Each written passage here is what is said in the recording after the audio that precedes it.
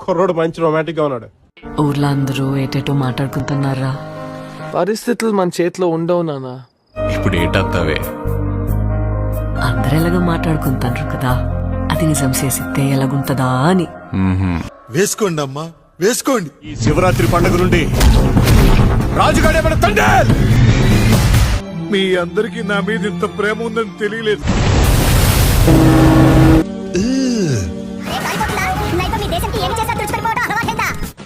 ఏం చిల్లర కాదురా మీరు. మా దేశంలో ఉన్న ఓరకొక్కలని ఉత్తరం వైపు తిరిగి పోస్తే ఆ ధైర్యం ఉంది.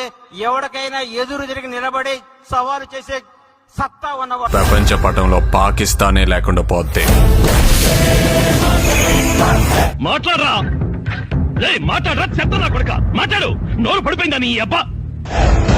మా యాసని మాత్రం ఎట్కారం చేస్తే చేతిలో కత్తి లేదు కానీ నరికితే తల ఎగిరిపడేది. రాజులమ్మ జాతరే. హే హలో, ఎక్కడ చూస్తున్నావు? 7 సముద్రాల అవతలున్నా ఎత్తుకొని మరీ లాక్కొచ్చి ఇక్కడ పడేస్తాను. రాజమాత ఒక్కసారి ఆలోచించండి. ఇదే నా మాట, నా మాటే శాసనం. ప్రమాదమని తెలిసిన తన మంది కోసం ముందు కడిగేసినోడే తండ్రి. నాకు ఈ ఆలోచన ఎందుకు వచ్చిందని అడిగే బదులు మీకెందుకు రాలేదని సిగ్గుపడండి. తండేలంటే ఓనరా కాదు, లీడర్. రే, నువ్వు చదువుకొని పట్టభద్రుడురా.